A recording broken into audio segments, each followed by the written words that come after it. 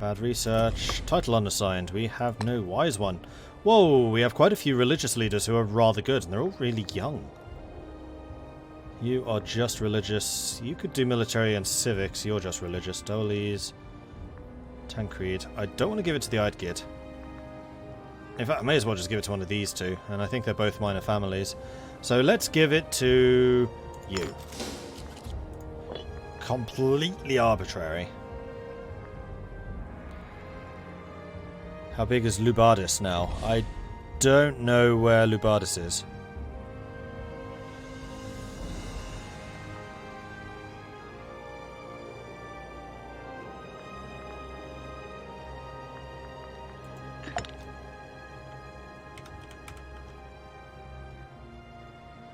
I don't know. Oh, Ibdura. Ibdur, rather. It is now 39 plus 17. So, 56.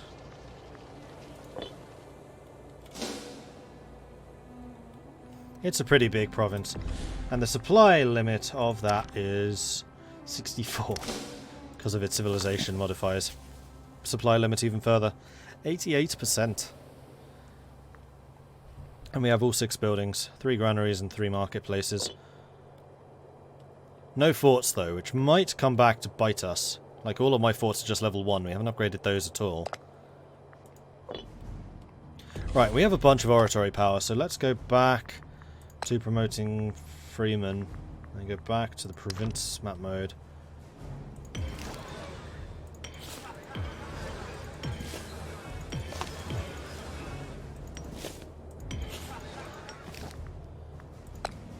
Promote some tribesmen. Oh, we're out of points.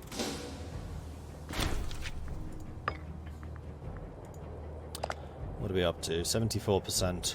I think that just recalculated.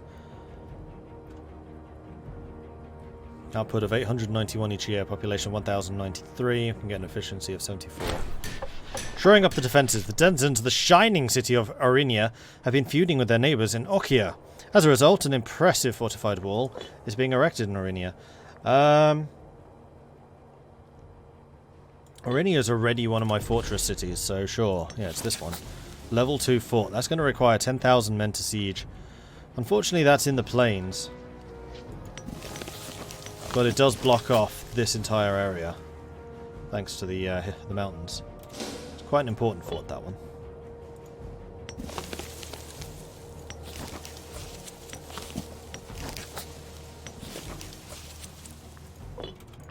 Aha! Invention. Are there any that I particularly need right now? Bearing in mind that we are about to get another level. So we could save it and see what the next level gives us. I mean, the commerce efficiency would be nice, but we are earning cash right now. You know what, I'm going to go for the Boeotian helmet. The Boeotian helmet, favoured by Alexander himself, allowed good vantage of one's surroundings while still providing protection to the cranium. A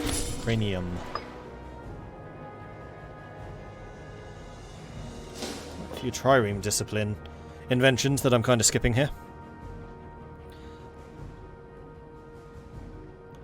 Forgot to hit save when I adjusted the UI. I told you, Katie, it did work!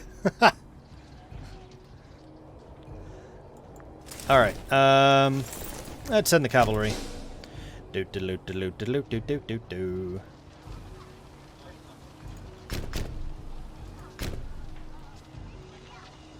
And cavalry really does move pretty fast. And we have our cavalry commander here.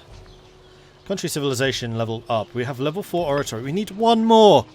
One more! Plus the law. Whoa, bloody hell, 600 damage per tick. They're on a -2 and we do have the commander advantage.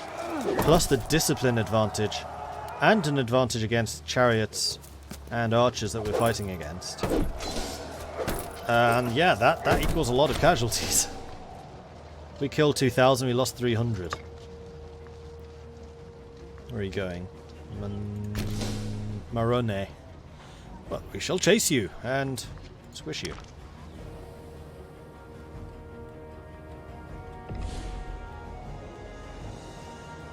I'm relatively sure that we've actually destroyed the barbarian encampment that was up there.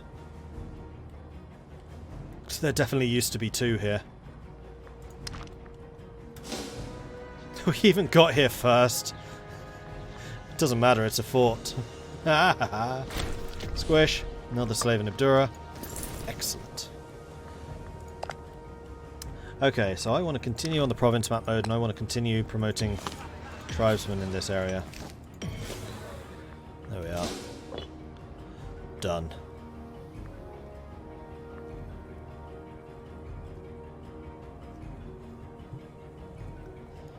Glad I live near a tall building. It was just struck by lightning instead of my building.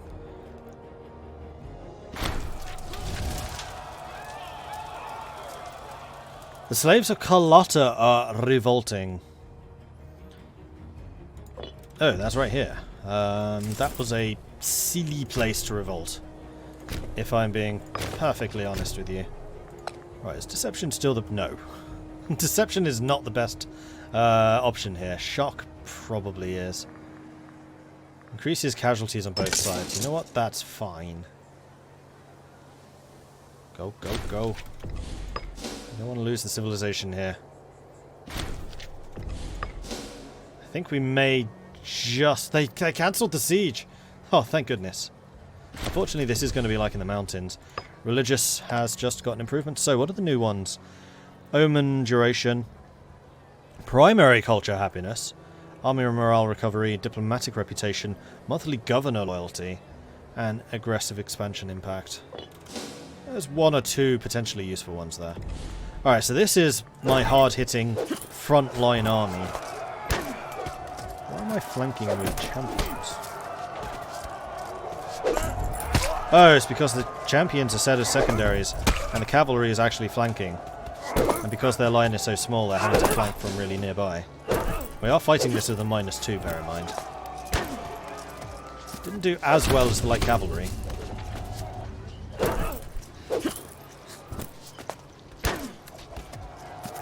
Make an example of them. No slave revolts for 30 years.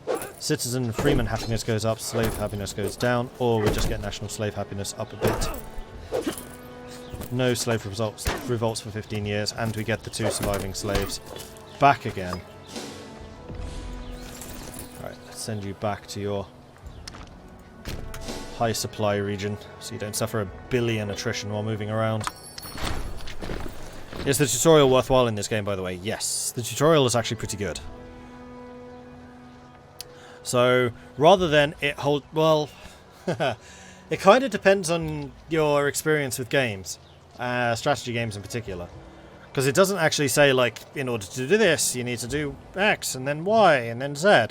Rather, it sets up a list of objectives that you need to complete. And it will kind of give you maybe a pointed direction, like, okay, you need to go and fabricate a claim on Etruria. And here's a reward if you do it. Okay, you fabricated a claim on Etruria. You now need to go and conquer Etruria. Doesn't tell you how to do these things, it just tells you that you need to do them. But it's worth doing. It definitely is worth doing, because it does introduce you to a number of the different facets of the game. It's good for that. Doesn't necessarily tell you how to do the stuff, but it shows you what you can do.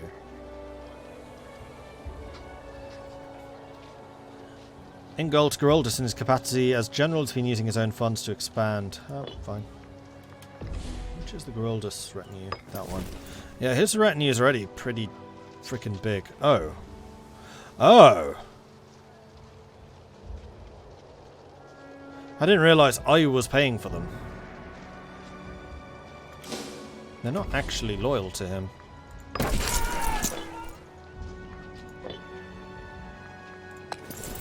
Well, are there any regions which don't have an army attached?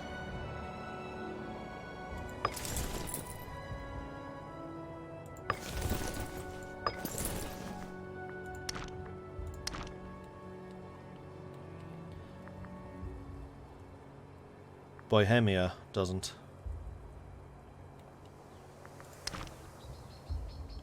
So I'm going to move that tiny little army, which Geraldus has been building for me, and we're going to move you to Bohemia. Where unfortunately the Bohemian Revolt is almost identical colour to me. That's not confusing. Hey, troubleshooter. Because the game expects you to know the basics of Grand Strategy style like U4 CK2. Yes, exactly. So if you have already had an introduction to Grand Strategies, it's a really good tutorial. If you haven't, then it will be a little more challenging.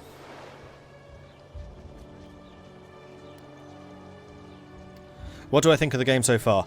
Now that I can actually talk about it, I like it. I do have a couple of reservations, like I think the UI needs another serious look. Definitely needs some upgrading and refinement. Some of the map modes, for example, could be changed. There needs to be a provincial overview which shows you like the cultures and stuff present in the entire province rather than having to dig down through these. Like it doesn't even tell you in the... No, it does. Choose Swabian. But it needs to be available for the whole province. You can actually decide, for example, what provincial governor policy you want to enact. But in terms of the underpinning mechanics and the foundation of the game itself, it's good. That I do like.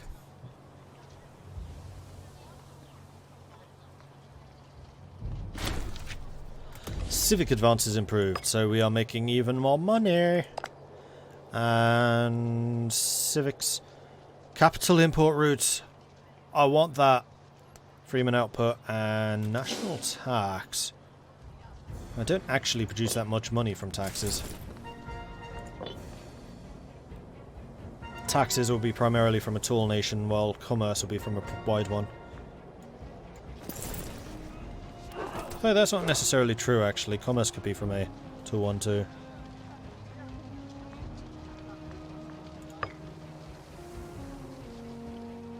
There we are. Multiple different regional commanders. Each region now has one. Rocco Gundred is still the next in line, although Arigasus is still fairly young. Oh right, we lost our completely crazy person. Ah, Theodus the Besieger has died. So what made you the Besieger? The fact that you're aggressive, probably.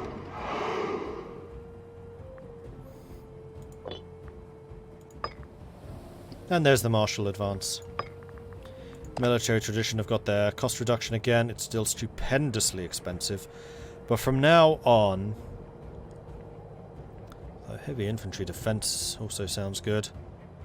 I'm probably going to go down this line. Because I want that morale of armies, I want the siege ability, I want the heavy infantry offense. Getting shield wall would be good too. Light infantry cast archer defense, light infantry discipline. These are all also really good choices.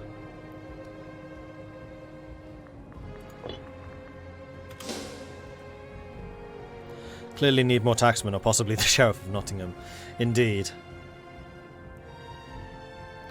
Neoco Plus, thank you very much for the follow. Welcome to the channel. Oh, we have no war chief. And our available war chiefs aren't very good, but that's okay. War chief is not a particularly important job.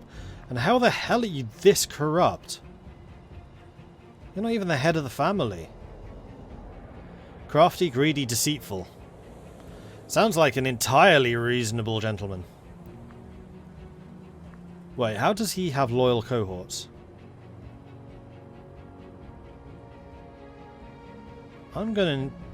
No, if you're in this list, you're not a general.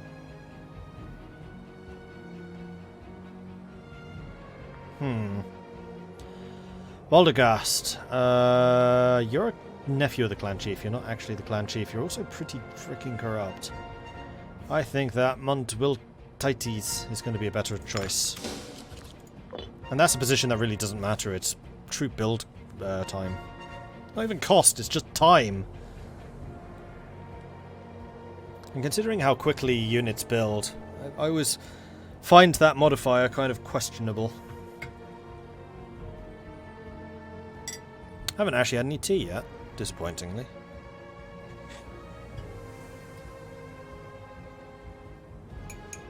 Tea!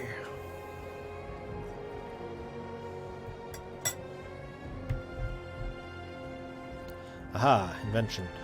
And we've now got all of the new inventions. So we can also see these. So pirate spawn chance, minus 10%. We haven't had that many problems with pirates. Supply limit plus 10%. Or army maintenance cost, minus 10. I mean, our army maintenance is pretty sodding expensive. That would save us 2.7 ducats. Okay, that's not a huge amount. I'm going to go with the supply limit, because supply limit.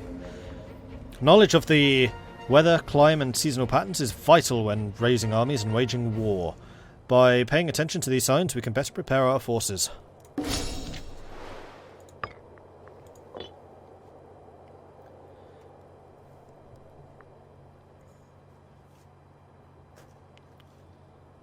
Lots of corruption too. Nottingham will fit right in.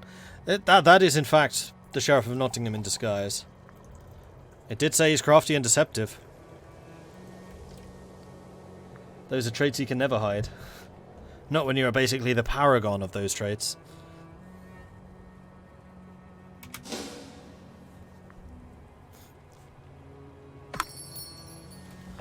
And we can also continue promoting free men in this province.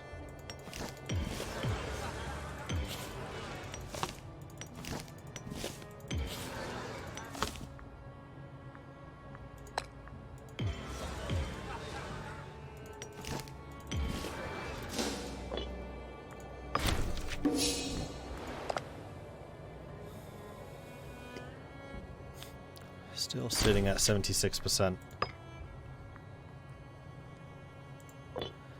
I do feel like our technology's growth has stalled somewhat. Our income certainly hasn't. So let's go and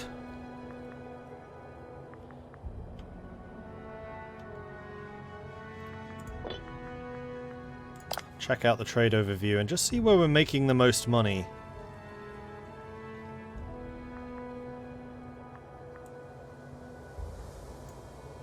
Lugia.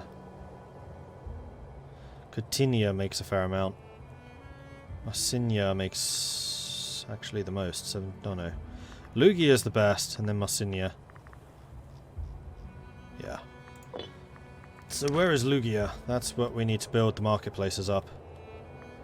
Lugia is this guy.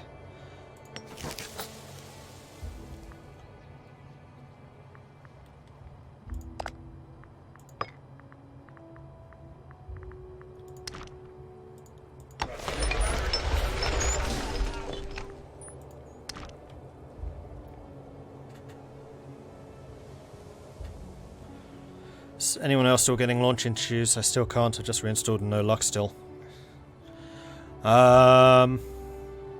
Restart the computer.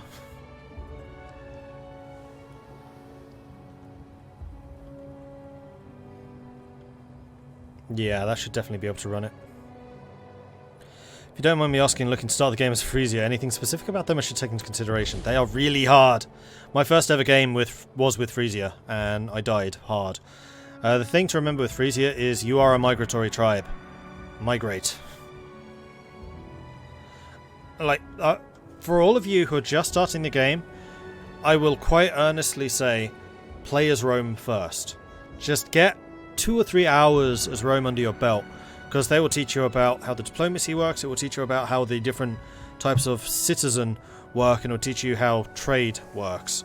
Once you've got those down, then switch over to one of the tribes, because the tribes, to me, have been the most fun. I've really enjoyed the tribes, but you do need to understand how the base mechanics work first. So I would very much recommend just play as Rome, do the tutorial, play 2 or 3 hours after the tutorial is done, then switch to one of the tribes, and then start working with the like migrations and the colonials and stuff like that. I'm not saying do a full playthrough with Rome, just play some with Rome. It's basically the same advice I gave with EU4 and playing with France. With that, I would say most of a playthrough with France, because colonialism is much later in the game, and you don't need to know how colonies work in this. That you will learn that pretty quickly playing as a tribe. But just like the basics, how to move armies, how to use the different combat tactics, The importance of attrition and manpower. Oh man, those are so important in this game. Yeah, play as Rome. Ignore Mordred's advice. Play that Somalian country at the edge of the world. Best place to learn. I tried. Damn it, Istar.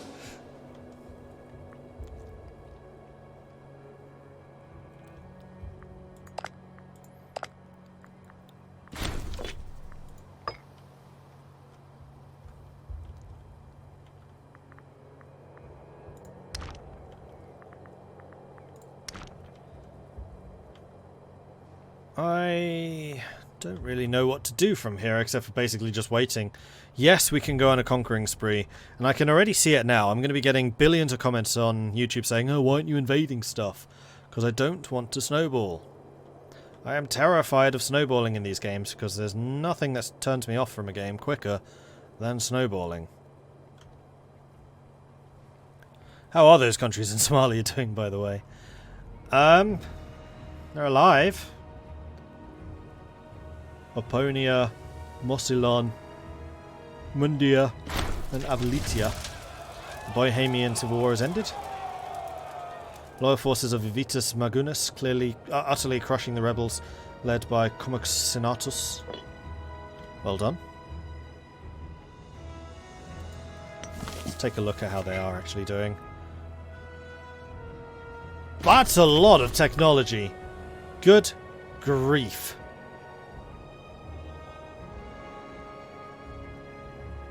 Not very wealthy. Their population isn't huge. These guys make their neighbours look backwards. I dread to think what they make us look like. Actually, Rome's not that far behind them. Well, they're far behind Avelitia. They're about the same. Laponia is about the same. Good grief. These guys are actually like the backward Hicks in comparison. 52, 49, 26 population. Like, these countries are minuscule. Large standing armies for their population, though. What's Rome's standing army? 216, I have 118. We're still almost exactly a third of their population. Somalia can indeed enter space, apparently. Crikey. I will admit that is not what I was expecting. Like, how are they compared to these barbarians? Yeah, these guys are really backwards. And I thought that these were like technological behemoths in comparison, but they really aren't.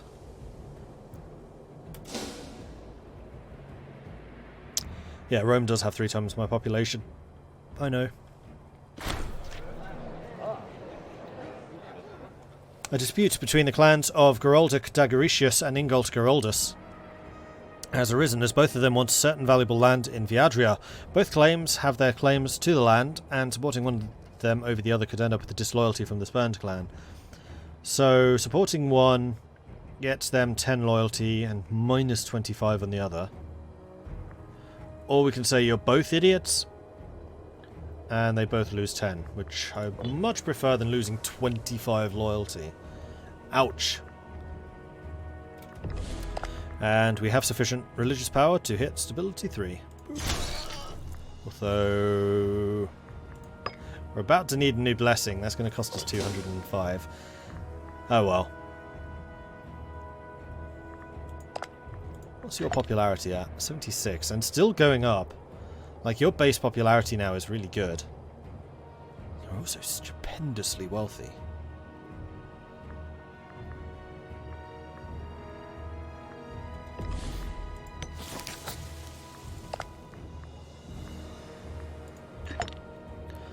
Then again, so is Geraldus.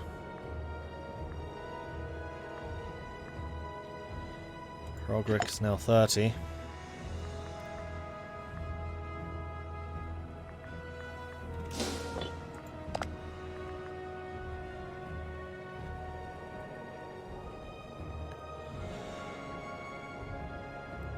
Clan chiefs with low prominence, that's not something I'm used to seeing. The power of the clans has definitely gone down a little. let's do some more promotions.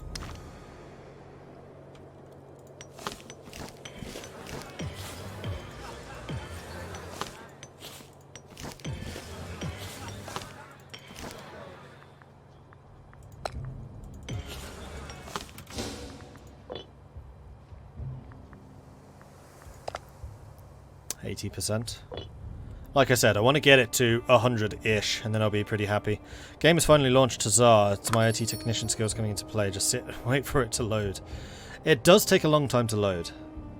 I didn't realise you were being impatient. It takes a very long time to load.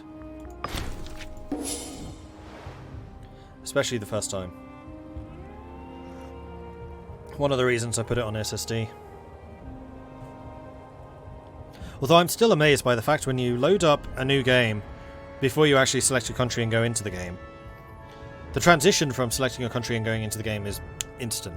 Like usually there's a loading screen between those two phases, and this is not. It just goes, okay, you're in.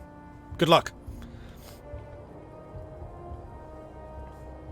Fellow IT here, have you tried turning it off on again? Need to get that on replay. Beep. Hello, have you tried turning it off and on again?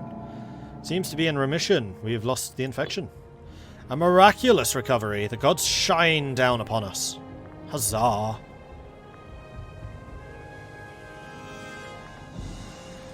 mean, the other thing I could be doing is buying points. Unfortunately, that would cost 473 ducats for 25 points. That's not going to get us very far. Buying points is definitely like a small country thing, not a big country. I think it's going to be time for some more colonization. None of the inventions particularly spoke to me. So we want to move you to Trackley. In fact, we really want to move people from behind to Trackley.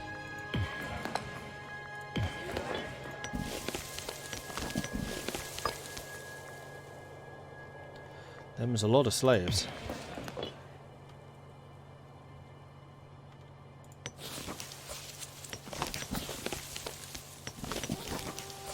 You have a population of 7. Actually, Ripperham can do it right now.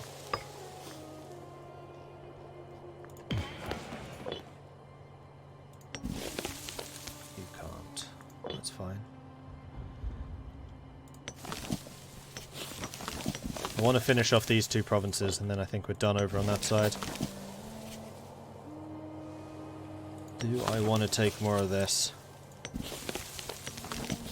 There's a lot of livestock here. Livestock is something we are lacking. You have a population of 7. You have a population of 5, 4, 12.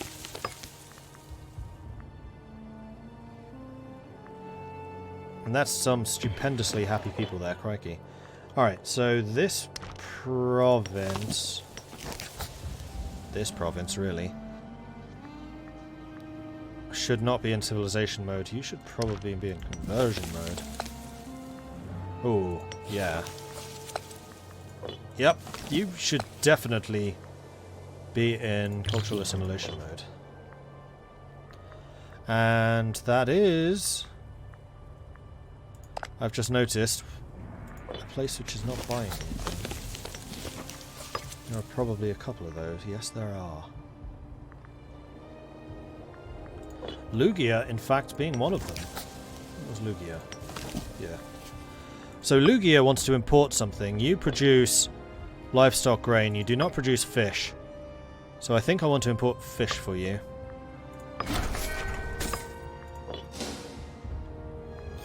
And now we need to get some more civic power before we can do the next one. Is Imperator now by far the most demanding Paradox game of them all? Yes, probably. And I have been noticing quite a lot of slowdown later on. I mean, I'm playing on speed 4. And speed 5. That's not like EU4 speed 5, where it'd be like a week a second.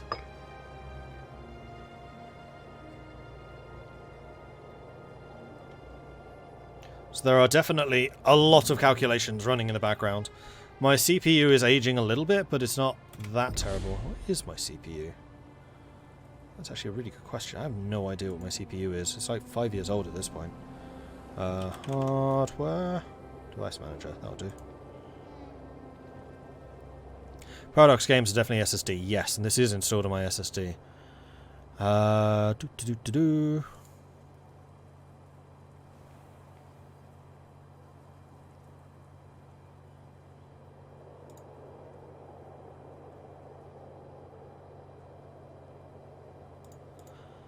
Not even sure. Oh, there it is. Processors.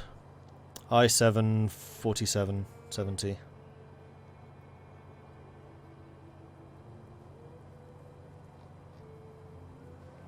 Yeah, I probably need to update my CPU at some point.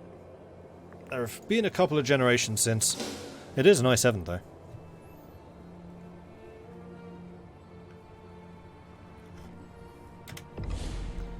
I should really do this off screen.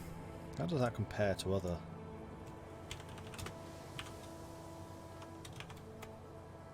Yeah, it's pretty old. But it was tip-top when I bought it. Still highly rated.